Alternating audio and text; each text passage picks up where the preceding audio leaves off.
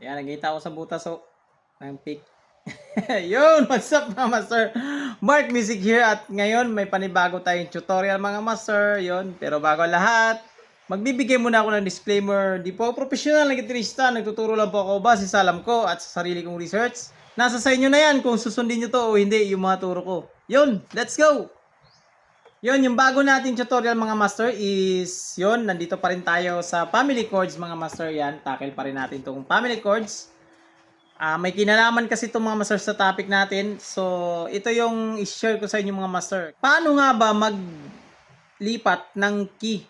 Normally, yung ginagawa mga master sa banda, yung nagla-live, ang ginagawa nila is nag-i-intro talaga sila, ini-introhan talaga nila yan yung sunod na mga kanta kasi iba yung key nun. So magi-intro yun at yung vocalista mag-a-adjust na yun sa pakinig niya at yung boses niya kaya niya na yung i-adjust. Pero ito yung ituturo ko sa inyo mga master is yung mga tugtog sa mga church, praise and worship. Yan, lalo na sa praise and worship na diretsuhan, yun may mga rekta na agad, yung pasok na agad na wala nang intro kumbaga, na yung unang key is G, yung susunod na key is A.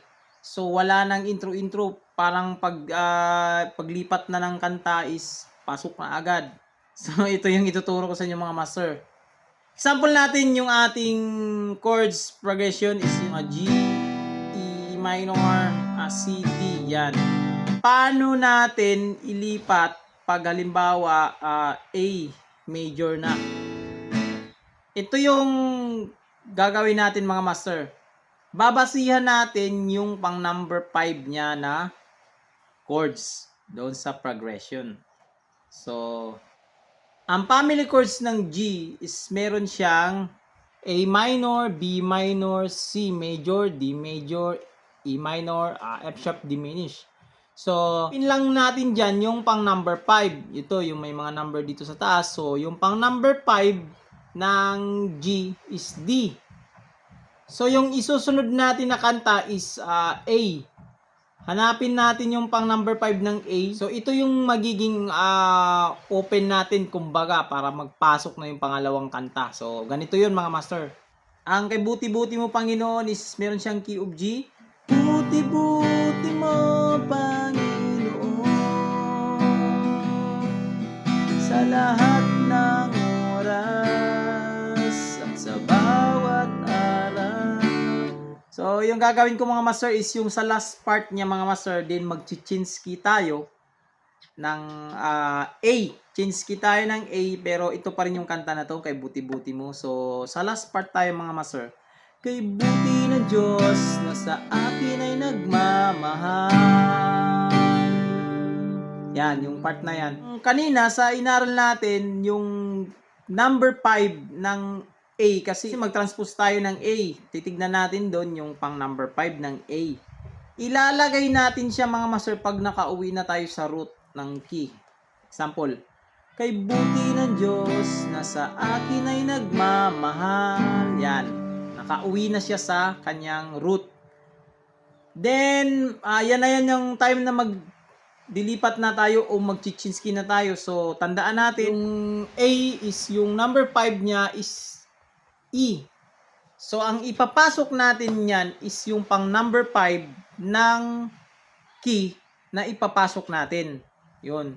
Kumbaga sa family chords ng A, yung pang number 5 niya, yun yung chords na yun, yung ipapasok natin bago tayo babagsak doon sa root mismo ng A. So, ganito yun mga master. Kay buti ng Diyos na sa akin ay nagmamahal. Then yan na, ipapasok na natin yung number 5. Yung E chord. Then pasok na tayo sa root. Kay buti-buti mo Panginoon sa lahat ng oras. Yan. Nag-iba na. Change kinat kasi tayo mga master. Kaya medyo mataas na yun sa pitch ng boses ko mga master. Nahirapan na ako doon mga master. So, magbigay pa ako ng isang example mga master. Halimbawa, yung key natin is A naman. Then, mag-transpose tayo into B. Yan, B. So, hanapin natin yung pang number 5 ng B, mga master. So, ito yung B, number 5. So, yung number 5 niya is meron siyang F sharp major or G flat major. So, ganito yan, mga master.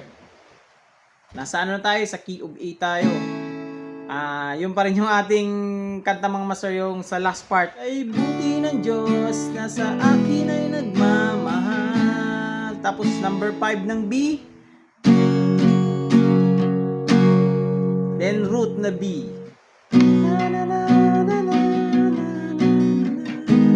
Yan, mataas na sa pitch ko, mga master, di ko naabot. Sa lahat ng oras, sa bawat araw. Yun. Isang example ba, mga master? Halimbawa, yung malapit lang na chord sa kanya, halimbawa, yung B, C, yan. Abanti natin ang C. So, yun ulit yung titignan natin. Tignan naman natin dito yung number 5 ng C. So, yung number 5 ng C is G chord. Yan na yung ating opening chord. So, ulitin natin yung last part dito sa ating chords progression na naging B, na kay buti-buti mo, Panginoon. So, kay buti ng Diyos na sa akin ay nagmamahal. Then, yung number 5 sa C na merong G.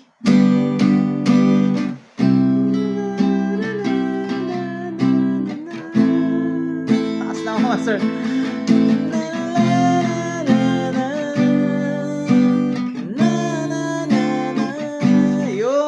Master, napakadali lang, mga master, mag-change key, mga master. Wala tayong ibang tatandaan kundi yung pang number 5 na yung susunod na chords, or yun yung babasihan natin.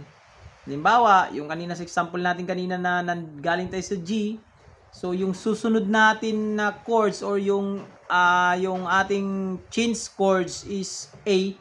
So, ang babasihan mo doon, yung pang number 5 ng change chord mo. Yun lang yun. Para makapasok at ma-prepare yung vocalista nyo, maka-adjust agad siya. Pagpakinggan niya na agad yun, parang aangat yung tunog. So, makaka-adjust agad siya ng mabilis sa boses niya. Hindi yung rekta agad na A. Ganon. Yung example, balikan ko yung chord progression sa G, tapos hindi ako dadaan sa number 5 or sa E chord bago ako mag-A. So, buti ng Diyos na sa akin ay nagmamahal. Buti mo, Panginoon. Parang mabibigla or hindi ka makaprepare, lalo na pag sa mga praise and worship, biglaan. So, ulitin natin. Ng Diyos na sa akin ay nagmamahal. Buti mo, Panginoon. Pwede naman yan, some case, pag mga mahusay na talaga yung kumakanta at singer at medyo matalas na rin ang pandinig sa tunog. Pero pag sa mga baguhan, hindi talaga siya advisable yung mga baguhan. Kailangan dadaan ka sa process na basics. Lagi nyo itong gagawin para mas madali, hindi mahirapan yung singer nyo. Lalo na pag baguhan pa lang din yung nagli-lead ng praise and worship. So, ganito. Ng Diyos na sa akin ay nagmamahal. Open tayo sa E kasi mag-change chord tayo.